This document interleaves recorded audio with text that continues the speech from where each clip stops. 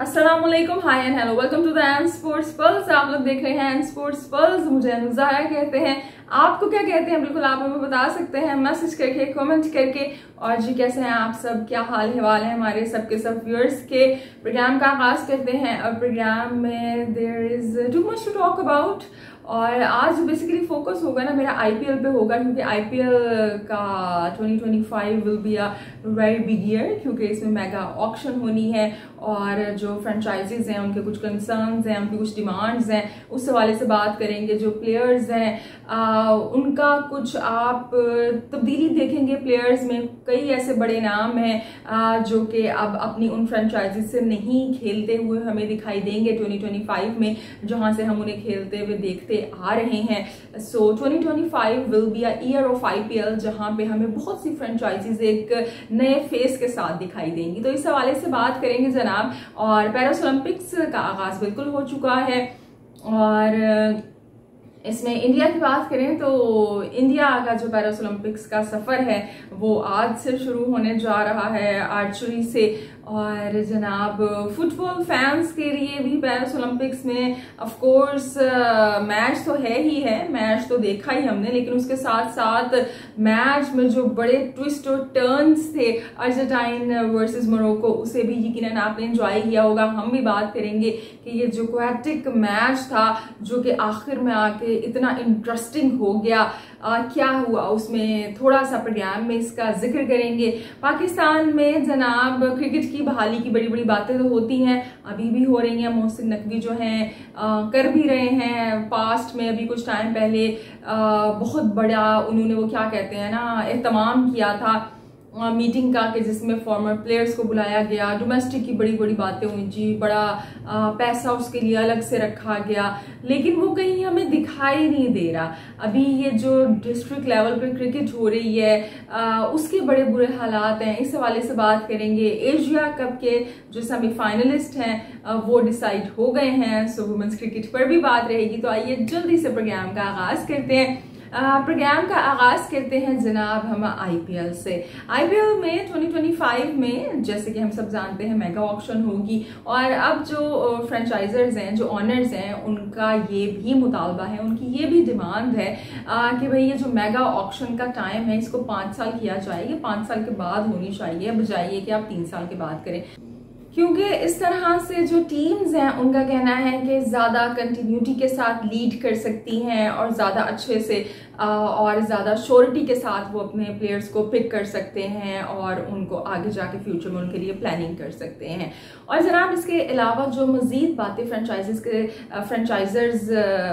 के एंड से सामने आ रही हैं वो एक ये भी है कि बाज़ जो फ्रेंचाइजर्स हैं उनका ये कहना है कि भाई जो प्लेयर्स रिटेंशन है मेगा ऑक्शन में कम से कम हमें 8 प्लेयर्स रखने की इजाज़त दी जाए। कोई कह रहा है कि कम से कम 5 प्लेयर्स तो रिटेन हम कर ही सकें। किसी का ये कहना है कि सारे के सारे प्लेयर्स को रिलीज कर देना चाहिए है, वो इस वजह से कि जब हम प्लेयर को रिटेन करते हैं तो उनकी ओरिजिनल वैल्यू पे उनको नहीं पिक किया जा सकता, क्योंकि वो तो उसी वैल्यू पर रिटेन होते हैं। और कुछ का ये भी कहना है कि ऐसा करें कि सबको रिलीज कर दें और सिर्फ कैप्टन को हम रिटेन कर लें। तो अभी ये तो आगे जब मीटिंग होगी, मजीद चीजें फाइनलाइज होंगी तो पता चलेगा। और जी इम्पैक्ट प्लेयर का रूल जिसमें बड़ी बात हुई है, खासतौर पर जब हम 2024 की आईपीएल की बात करते हैं तो काफी ज्यादा प्लेयर्स ने बात की। रोहित शर्मा ने अपने कंसर्न्स को शो किया, विराट कोहली ने बात की और भी डिफरेंट प्लेयर्स ने बात की कि भाई ये जो इम्पैक्ट प्लेयर का रूल है ना, ये क्रिकेट के लिए क्रिकेटिंग टर्म्स में इतना अच्छा नहीं है। ऑलराउंडर का जो किरदार है वो इस वजह से काफी कम होता जा रहा है। अब जो टीम्स हैं वो ज्यादा प्रेफर करती हैं कि वो बिल्कुल जो एक बैटर है एब्सोल्यूट या एक बॉलर है उसको पिक कर लें। तो अभी देखेंगे आगे क्या होगा, लेकिन अगर हम इसको बिजनेस पॉइंट ऑफ व्यू से इस रूल को देखें तो जो मीडिया हैंडलर्स हैं वो उनको काफी इंटरेस्ट है इस रूल में। उनके ख्याल से ये जो रूल है गेम को मजीद इंटरेस्टिंग बनाता है। अब देखते हैं ये रूल आगे जाके कंटिन्यू कर पाएगा या नहीं कर पाएगा, या क्या तब्दीली आएगी फ्यूचर में इसमें, ये तो हमें अब आगे जाके भाई पता चलेगा। इसके अलावा ना सिर्फ जो प्लेयर्स हैं वो जनाब तब्दील होने जा रहे हैं, वो हमें डिफरेंट फ्रेंचाइजीज में खेलते हुए दिखाई देंगे, लेकिन इसके साथ साथ कोचिंग स्टाफ में भी तब्दीली होने जा रही है। आगाज करते हैं जीटी से, गुजरात टाइटंस से। गुजरात टाइटंस में बड़ी तब्दीलियां इसलिए भी होने जा रही हैं क्योंकि ओनरशिप चेंज हो रही है। तो अब इस नई ओनरशिप के तहत नए कोचेस भी हायर किए जा रहे हैं। जो सोलंकी और आशीष नेहरा हैं, उनका कोचिंग जो सफर था जनाब गुजरात टाइटंस के साथ, ऐसी खबरें आ रही हैं कि वो खत्म हो रहा है और वो युवराज सिंह को, जिनको एज ए प्लेयर हम सब जानते हैं, उनको ऐसे कोच हायर करना चाह रहे हैं। लेकिन ये बात याद रखिएगा, आप जहन में रखिएगा कि युवराज सिंह के पास इससे पहले कोचिंग का कोई ऐसा एक्सपीरियंस नहीं है। हाँ, उन्होंने एज ए प्लेयर ज़रूर सर्व किया है, लेकिन कोचिंग का इस तरह से या मेंटरशिप का उन्हें इस तरह का कोई अभी तक एक्सपीरियंस नहीं है। अब बाज़ लोगों का ये कहना है कि ये सब कुछ हो रहा है जनाब शुभमन गिल की वजह से, क्योंकि शुभमन गिल कैप्टन है और जो फ्रेंचाइज है वो शुभमन गिल को ही कंटिन्यू करना चाहती है। ऑल्दो एज ए कैप्टन उनकी 2024 की जर्नी इतनी अच्छी नहीं रही। 2 मैचेस तो बारिश की वजह से वॉश आउट हो गए थे, लेकिन उसके बावजूद भी गुजरात टाइटंस में शुभमन गिल मेरे ख्याल से इतनी अच्छी कैप्टनसी नहीं कर सके, टीम को वो सक्सेस नहीं दिला सके जो कि हार्दिक पांड्या के टाइम में मिली थी। लेकिन फिर भी वो शुभमन गिल को कंटिन्यू कर रहे हैं। लेकिन अब बाज़ लोगों का ये कहना है कि Shubman Gill is the person कि जिनकी वजह से युवराज सिंह को हायर किया जा रहा है, क्योंकि युवराज सिंह और शुभमन गिल की बॉन्ड से हम सब वाकिफ हैं। जो नहीं वाकिफ उन्हें बता दें कि भाई वो मेंटोर हैं। शुभमन गिल के जो युवराज सिंह है वो मेंटोर हैं। तो अब ये देखते हैं कि ये जो युवराज सिंह आएंगे एज ए कोच, तो क्या सूरत हाल रहेगी गुजरात टाइटंस की, आएंगे भी या नहीं आएंगे, मेंटोरशिप में आ जाएंगे, आशीष नेहरा कंटिन्यू करेंगे, क्या होगा पता चलेगा। लेकिन ये बात मुझे डाइजेस्ट नहीं हो रही है कि सिर्फ एक इंसान यानी कि शुभमन गिल ये डिसाइड कर ले कि नहीं जी आप ये कोचिंग स्टाफ को ऐसे नहीं ऐसे कर लो। इतने बड़े लेवल पे एक इंसान आई डोंट थिंक सो इस तरह से फैसले कर सकता है। आई थिंक ये र्यूमर्स ज़्यादा हैं सच्चाई के, अगर हम एज ए इसको प्रैक्टिकल वे में इसको हम देखें इस न्यूज़ को। अच्छा जी, गुजरात टाइटंस में इसके साथ साथ हमने गुजरात टाइटंस की तो बात की, लेकिन जब हम कोचिंग स्टाफ की बात करते हैं तो जी गुजरात टाइटंस के साथ साथ जो पंजाब किंग्स हैं वो भी अपने जो कोच हैं उनको चेंज करना चाह रहे हैं।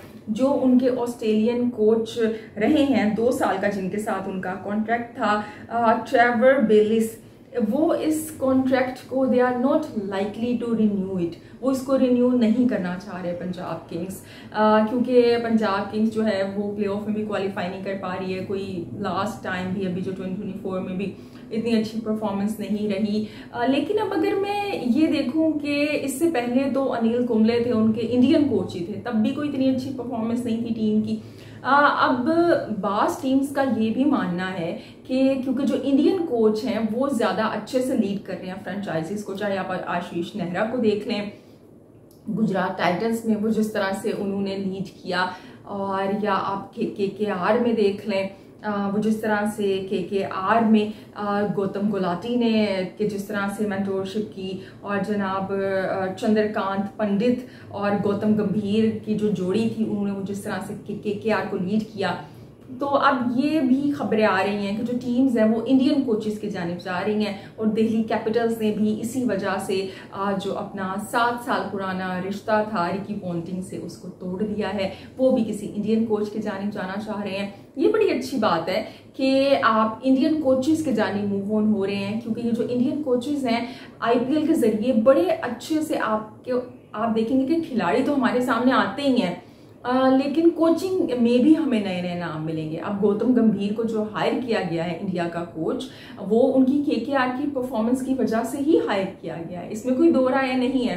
तो बड़ी अच्छी बात है कि आप जनाब इंडियन जो आपके लेजेंड्स हैं उनके जानिब मूव ऑन होंगे, तो इससे ज़्यादा और अच्छी क्या बात हो सकती है कि जो आपकी लीग है वो आपके मुल्क को, आपके लोगों को ज़्यादा से ज़्यादा फ़ायदा पहुंचाए। और जनाब जो राहुल द्रविड़ हैं, अभी खबरें आ रही हैं कि उनको आरआर भी, राजस्थान रॉयल्स में वो जा सकते हैं, या फिर केकेआर भी उन्हें अप्रोच कर रहा है। अब देखते हैं क्या होता है आगे जाके। लेकिन एक बात याद रखने की है और एक बात नोट करने की है कि Indian coaches are not the solution, कि अगर वो आपके पास आएंगे तो आप जीत ही जाएंगे। ये आपकी लीडरशिप पे, आपकी चीज़ों को लेकर चलने पे, टीम सिलेक्शन पे, मेगा ऑक्शन के अंदर आप किन खिलाड़ियों को पिक करते हैं, इस पर बहुत ज़्यादा डिपेंड करता है। क्योंकि हमने देखा है कि टीम्स ने क्योंकि राइट ऑप्शंस को पिक नहीं किया, इस वजह से उन्होंने सफ़र भी किया है। आरसीबी की मिसाल आपके सामने, या जीटी के अंदर हमने देखा कि शामी एक फास्ट बॉलर आपका अनफिट क्या हुआ, एकदम से आपने सफ़र करना शुरू कर दिया। बैटिंग उनकी इतनी मज़े की नहीं थी जीटी की इस दफ़ा। तो अब देखते हैं जी आगे जाके क्या होगा। अब ज़रा हम आ जाते हैं जनाब खिलाड़ियों की जानिब, क्योंकि जो खिलाड़ी हैं ये बड़ा अहम रोल प्ले करते हैं आईपीएल में।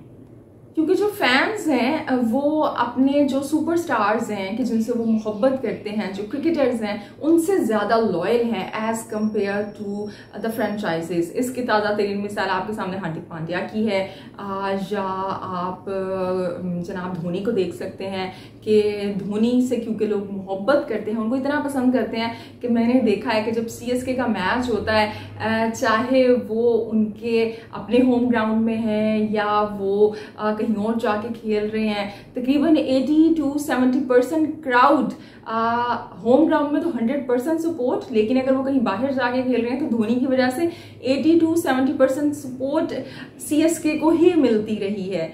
किस वजह से? धोनी की वजह से। सो जी ये जो प्लेयर्स की सपोर्ट है ये काफ़ी ज़्यादा है। और अब सबसे पहले जो खबर आ रही है वो मुंबई इंडियंस से आ रही है, और मेरे ख्याल से ये काफ़ी ज़्यादा प्रेडिक्टेबल चीज़ थी कि रोहित शर्मा ने जाना ही जाना था, क्योंकि मुंबई इंडियंस ने जितने अगली वे में चीज़ों को डील किया है ना, हार्दिक पांड्या के साथ जो हुआ, गलत हुआ कि जो उनको बू किया जाता रहा, उनका कोई कसूर नहीं था इसमें, लेकिन मुंबई इंडियंस ने चीज़ों को अच्छे से लीड नहीं किया। मैंने पहले भी कहा था, रोहित शर्मा ने अगर ओडीआई का वर्ल्ड कप जीत लिया होता तो क्या मुंबई इंडियंस की ये मजाल थी कि वो उनको कैप्टनसी से हटा देते हैं। लेकिन वो बंदा इतने अच्छे से लीड कर रहा है चीज़ों को, आपको 5 टाइटल्स उसने जितवाए हुए हैं, 20 में अप्स एंड डाउन्स आए हैं नो डाउट, लेकिन उसके बाद आपने इतने बुरे तरीके से उनको चेंज कर दिया, ना कंसल्ट किया। हार्दिक पांड्या को आप लेके आ जाते, लेकिन आपने उनको कैप्टन ही बना दिया। और आप देखिए कैप्टन बनाने से वो टीम की परफॉर्मेंस भी कुछ ज़्यादा अच्छी नहीं रही, और उसके कुछ मंथ बाद जो रोहित शर्मा है उन्होंने T20 का वर्ल्ड कप जीत भी लिया।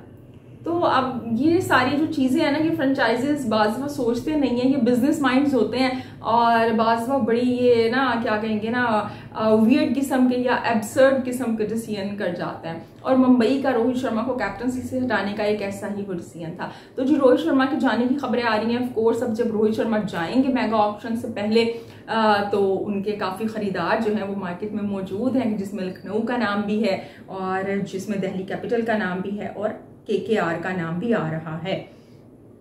और जी इसके अलावा जो स्काई हैं, सूर्या कुमार यादव, वो भी मेगा ऑक्शन से पहले खबरें आ रही हैं कि वो भी मेगा ऑक्शन में जाना चाह रहे हैं। He don't want to be retained by the Mumbai Indians. और इस तरह के जो अभी तक न्यूज़ आई है केकेआर उनसे भी अप्रोच कर रहा है कि अगर वो आ जाए। मेरे ख्याल से अब स्काई जहाँ पे भी जाएंगे ना वो एज ए कैप्टन जाना चाहेंगे, और रोहित तो जहाँ पे भी जाएंगे ऐसे कैप्टन नहीं जाएंगे।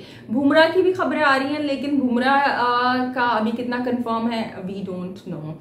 और जनाब इसके अलावा केएल राहुल का हम सबको पता है कि जो उनका इंसिडेंट हुआ ओनर के साथ, उसके बाद और जो टीम की परफॉर्मेंस वो जिस तरह से रही, तो केएल राहुल भी मूव हो रहे हैं और वो आरसीबी में वापस जा रहे हैं। और युजवेंद्र चहल की भी खबरें आ रही हैं कि ये जो दोनों का ड्यू है ये आरसीबी में वापस जा रहा है। युजवेंद्र चहल को वैसे आरसीबी ने क्यों नहीं पिक किया, वो खुद भी उनका एक इंटरव्यू आया था, वो काफ़ी वो डिसहार्ट हो गए थे एकदम से कि मुझे क्यों नहीं पिक किया। 8 साल का आपका पुराना इतना आपका सफ़र है साथ, आपका रिलेशन, और आप उसको पिक ना करें, और वो इतना अच्छा एसेट आपके लिए। तो अच्छी बात है अगर आरसीबी में वापस आ जाएंगे वो। और जो सबसे बड़ी खबर यहाँ पे आ रही है वो जनाब ऋषभ पंत को लेके है कि Rishabh Pant is going to move in CSK. अब ऋषभ पंत अगर सीएसके में जाएंगे तो मेरा नहीं ख्याल कि वो मेगा ऑक्शन में दोबारा जाएंगे। हो सकता है कि हार्दिक पांड्या की तरह उनको भी रिटेन कर लें और बाद में ट्रेड हो जाए, क्या होगा आगे जाके पता चलेगा। लेकिन अब क्वेश्चन ये है कि ऋषभ पंत क्या CSK में एज ए कैप्टन जाएंगे या प्लेयर जाएंगे, क्योंकि भाई वो भी मेरे ख्याल से कैप्टनसी करना तो चाहेंगे, वो दिल्ली कैपिटल्स की भी कर रहे थे, इंडिया की भी वो कर चुके हैं कैप्टनसी। और अब गायकवाड का कैप्टनसी का क्या फ्यूचर होगा, क्योंकि धोनी जो है वो CSK में उनके जो डिसीजन है, उनका जो किरदार है वो काफ़ी अहम है। अब देखते हैं वो धोनी उनको एज ए कैप्टन बुला रहे हैं या वो गायकवाड को ही कैप्टन कैरी ऑन करते हैं, अब आगे पता चलेगा जी क्या होगा। इसके अलावा दिनेश कार्तिक वो RCB को एज ए मेंटर और बैटिंग कोच ज्वाइन करने जा रहे हैं।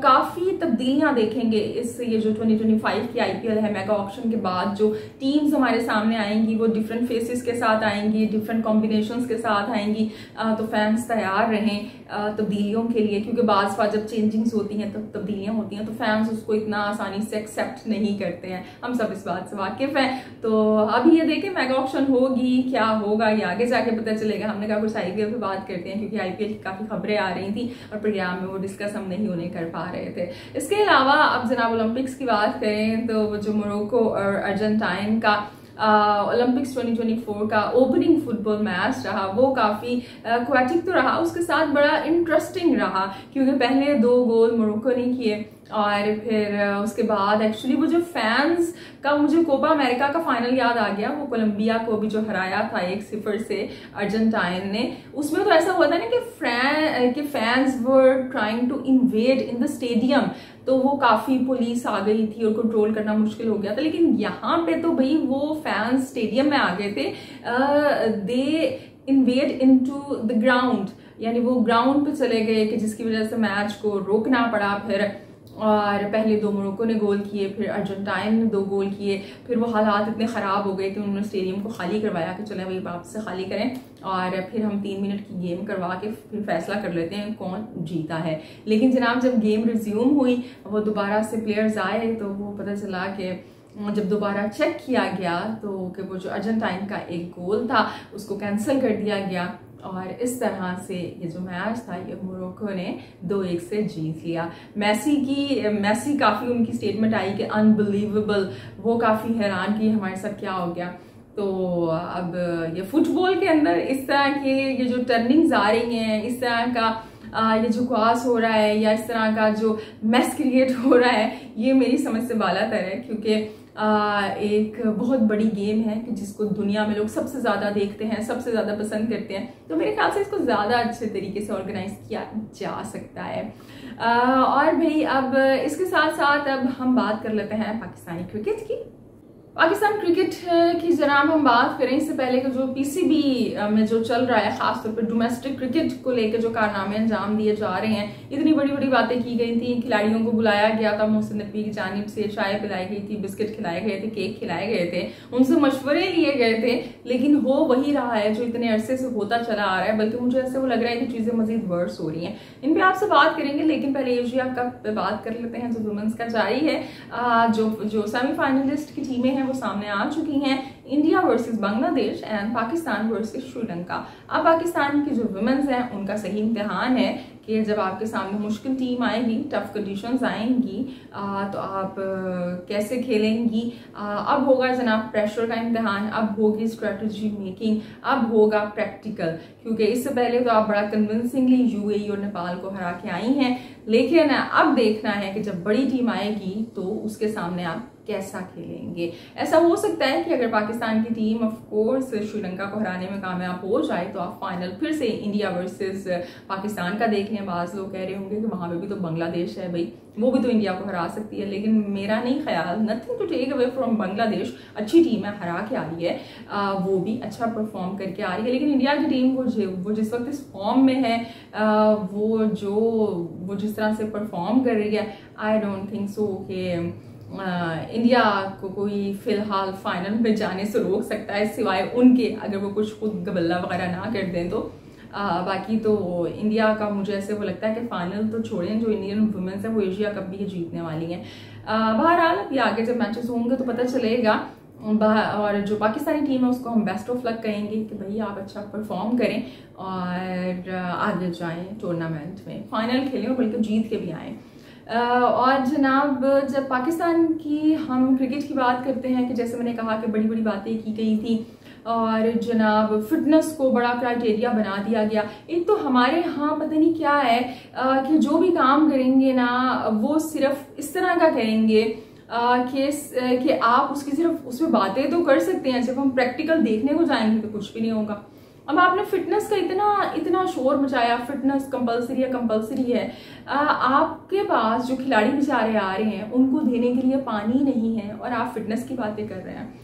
अब बातें ये सामने आई हैं, खबरें ये सामने आई हैं कि जनाब ये जो फिटनेस के टेस्ट लिए गए डोमेस्टिक के लेवल पे खिलाड़ियों के, उनसे ये कहा गया कि आप 2 पानी की बोतलें साथ लेके आइएगा, पानी का इंतजाम नहीं है। फिटनेस का टेस्ट पीसीबी लेने जा रहा है और आपके पास खिलाड़ियों को पीने का देने के लिए पानी भी नहीं है। ये लेवल है आपका। भाई अगर आपको फिटनेस का इतना ही शौक चढ़ गया है ना तो नेशनल टीम पे इसको इम्प्लीमेंट करें, सख्ती करें। वहां पे स्टैंडर्ड्स हाई होंगे तो नीचे वाले जो बच्चे हैं, जो खिलाड़ी हैं, वो खुद ब खुद उसको फॉलो करेंगे। और दुनिया भर में रूल्स ऐसे ही बनाए जाते हैं। ये पाकिस्तान में पता नहीं क्या है, जो करना है गरीब इंसान ने करना है, जो करना है, जो रूल्स फॉलो करने हैं, चाहे वो क्रिकेट है, चाहे हॉकी है, चाहे आपका आम कानून है, वो उस इंसान ने करना है कि जो कि बेचारा कुछ भी नहीं वो कर सकता, कि जिसका कोई पुरसाने हाल नहीं है। क्रिकेट में भी यही हो रहा है।